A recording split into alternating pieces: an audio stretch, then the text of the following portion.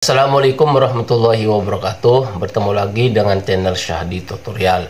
Salawat dan salam kami selalu aturkan kepada junjungan kita Nabi besar Muhammad Sallallahu Alaihi Wasallam, kepada sahabatnya dan juga terusus semua penonton yang hadir di sini yang dimuliakan Allah SWT. Mudah-mudahan mendapat dan selalu mendapat syafaatnya Rasulullah Sallallahu Alaihi Wasallam. Di sini saya akan membahas warisan Carok Madura. Yang pertama, mengapa di Madura itu terjadi carok? Yang jelas adalah yang pertama nih teman-teman, biasanya carok itu terjadi masalah istri. Kalau masalah istri, maksudnya gimana bang? Masalah istri begini, mengambil istrinya orang. Apa ada orang Madura mengambil istrinya orang? Ada. Kata siapa kamu? Saya sudah ngalami sendiri waktu saya, bukan saya teman-teman. Saya pernah ada tetangga itu mengambil istrinya orang, sehingga suaminya kan tidak terima. Istrinya tuh dibawa-bawa. Ini bukan kata siapa-siapa teman. Tetangga saya sendiri, temannya bapak saya, itu mengambil istrinya orang. Akhirnya yang suaminya tidak setuju kan teman-teman. Akhirnya mengajak carok dan bermusyawarah.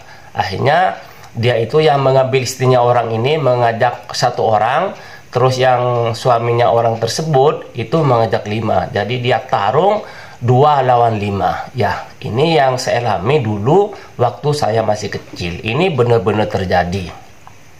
Ya, benar-benar terjadi. Akhirnya orang itu meninggal. Yang mengambil istrinya orang itu mengajak temannya itu meninggal, sedangkan yang mengambil istrinya orang itu dia tidak meninggal, dan musuhnya itu tidak meninggal, semuanya hidup, cuma terjadi luka-luka. Ini pernah terjadi seperti itu.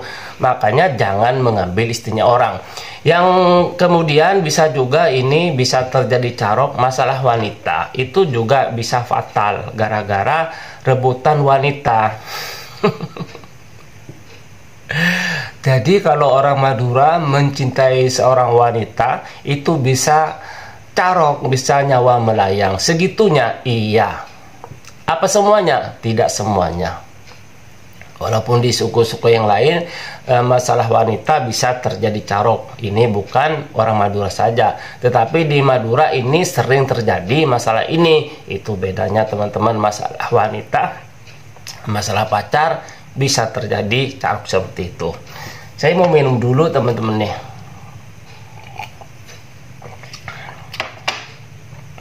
Kemudian carok itu terjadi, orang Madura tidak mau disakiti.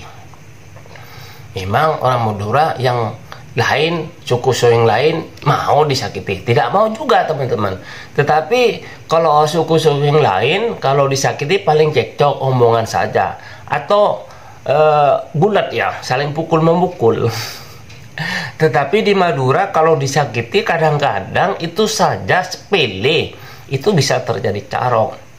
Ya, lewat di depannya orang, tidak permisi naik motor, ya balap aja itu bisa juga terjadi carok. Batuk aja terus meludah teman-teman.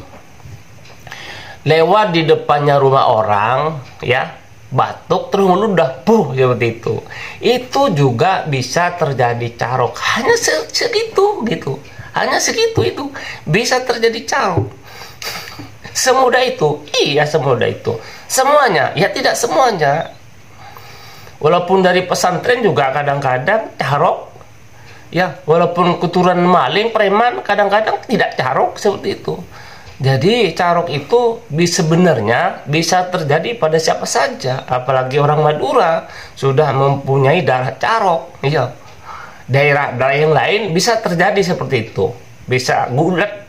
Guletnya bukan pakai tangan, pakai senjata. Di Madura tuh nggak ada orang gulet ya tidak pakai senjata. Itu saya belum nemuin namanya carok ya, pakai celurit atau pakai calo atau pakai parang atau pakai todi namanya, seperti itu janjian dulu. Tetapi ada juga carok itu tidak ada janjiannya, seperti itu. Kemudian yang berikutnya, mengapa orang Madura itu suka carok? Ini teman-teman, sebenarnya ini adalah warisan leluhur, warisan dari nenek moyang. Jadi orang Madura itu dari kecil sama orang tua itu tidak diajarin takut. Tidak diajarin takut. Kadang-kadang yang fatal begini teman-teman. Ini sebagian ya, anak itu tidak diajarin akhlak, tetapi anak itu diajarin berani aja seperti itu. Itu tidak imbang. Kalau yang imbang itu kan akhlak juga diajarin, ya, berani juga diajarin. Namanya orang Madura kalau diganggu ya jangan mau seperti itu. Sebenarnya yang tidak mau diganggu itu kan bukan orang Madura saja, orang suku-suku yang lain seperti itu. Tapi di sana itu seperti itu teman-teman. Jadi ada sebagian orang, ini sebagian orang nih suka sama carok itu. Ada juga orang tidak suka carok, tapi bisa terjadi carok ketika dihina, kita diejek, terjadi carok itu ada pemilihan kubu. Ini sering terjadi, bahkan sekeluarga carok semua pernah terjadi seperti itu. Makanya saya pernah menemukan di Pamekasan ya, satu rumah itu kosong, nggak ada rumahnya. Setelah saya tanya kenapa itu rumah kosong, carok sekeluarga. Seperti itu. Ada juga pemilihan kubu yang kalah tidak diterima. Begitu turun dari masjid, ya langsung dibunuh pada hari Jumat tersebut. Seperti itu. Bisa terjadi seperti itu. Jadi carok itu yang bisa menyebabkan carok itu masalahnya itu banyak sekali. Bukan hanya masalah mengambil istrinya orang, bukan hanya masalah atau merebut cewek, merebut wanita, merebutan pacar, bisa seperti itu. Atau kenakalan remaja, bisa seperti itu. Jadi intinya carok itu adalah masalah yang tidak bisa diselesaikan. Jadi di Madura kalau ada masalah yang tidak bisa diselesaikan, terjadilah carok seperti itu. Carok itu ada dua, carok janjian dan carok seleb namanya. Jadi tidak ngomong lagi, langsung eksebut bersama turun seperti itu. Supaya tidak terjadi carok, ini orang Madura menurut saya harus nonton video saya ini teman-teman. Supaya tidak carok adalah harus mempunyai sifat sabar. Jadi manusia itu harus sabar. Sabar itu bukan tahu hanya dikata, harus dipraktekin ya.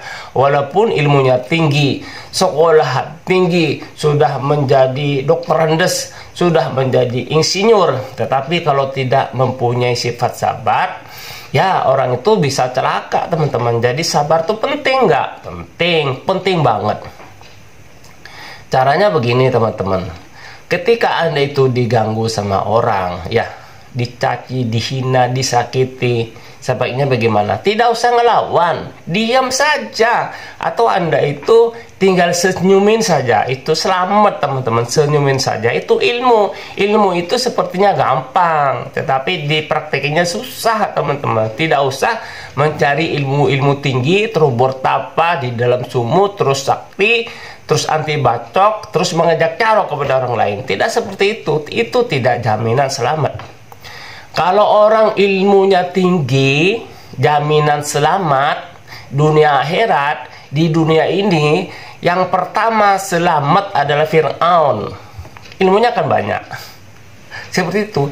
Ternyata orang bodoh pun bisa selamat walaupun ilmunya tinggi, tidak sekolah tinggi, kan begitu ya. Asal mempunyai sifat sabar.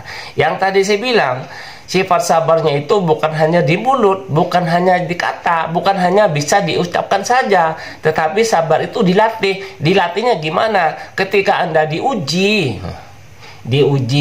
tidak punya uang misalnya, ya kan? Diuji dihina, dicaci sama orang misalnya, diuji difitnah misalnya, itu Anda harus sabar, diam saja. Coba Anda tiru orang mati, ya, tidak melakukan apa-apa, diam saja ketika dihina, maksudnya Anda diam saja, jangan melakukan apa-apa. Mengapa? Karena manusia ketika marah teman-teman, emosinya itu tinggi, darahnya itu naik, terus musyawarah, itu musyawarahnya tidak bisa menghasilkan musyawarah mufakat, kan seperti itu. Akhirnya terjadi perkelahian, yaitu jadi kita ini harus sabar. Orang sabar pasti selamat. Ya, tidak apa-apa walaupun dibilang kamu itu penakut, tidak apa-apa. Yang penting selamat. Seperti itu teman-teman, harus mempunyai jiwa seperti itu. Itu harus dilatih. Kalau tidak dilatih teman-teman, kalau hanya tahu dikata, kalau tahu di mulut saja, kalau tahu hanya berucap saja, itu sia-sia teman-teman. Jadi harus dilatih. Mengalah adalah menang. Kalau kata orang Madura, mengalah adalah takut. Bukan, sama saya mengalah itu adalah menang. Itu dicontohkan oleh Rasulullah SAW. Rasulullah itu orang paling mulia di dunia. Dia mengalah terus. Tiru coba. Saya ulangi lagi. Rasulullah itu adalah manusia yang paling mengalah. Dia tetap mulia. Ya, bukan dikatakan orang penakut. Tapi orang yang berani adalah orang yang bisa melawan hawa nafsunya sendiri. Ingat itu teman-teman. Apa yang saya bicarakan ini bukan hanya saya berbicara teman-teman. Apakah Anda percaya? Kalau tidak percaya terserah. Tapi Anda bisa menganalisa sendiri, ya kan? Orang mengalah menang.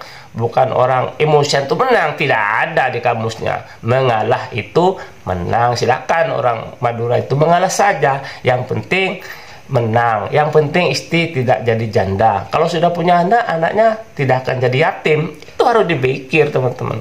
Ingat ya, mengalah itu menang, bukan takut. Jadi musuh terbesar Anda adalah hawa nafsunya sendiri, bukan orang lain. Hawa nafsu sendiri. Jadi kepada teman-teman semua, terutama orang Madura nih, mari kita, saya kan juga orang Madura, saya juga keturunan preman teman-teman, keturunan Carok. Tapi saya berdoa mudah-mudahan tidak terjadi 7 turunan ya. Semua keturunan saya mudah-mudahan tidak terjadi Carok ya. Kepada teman-teman semua silahkan komen di kolom komentar saya ini.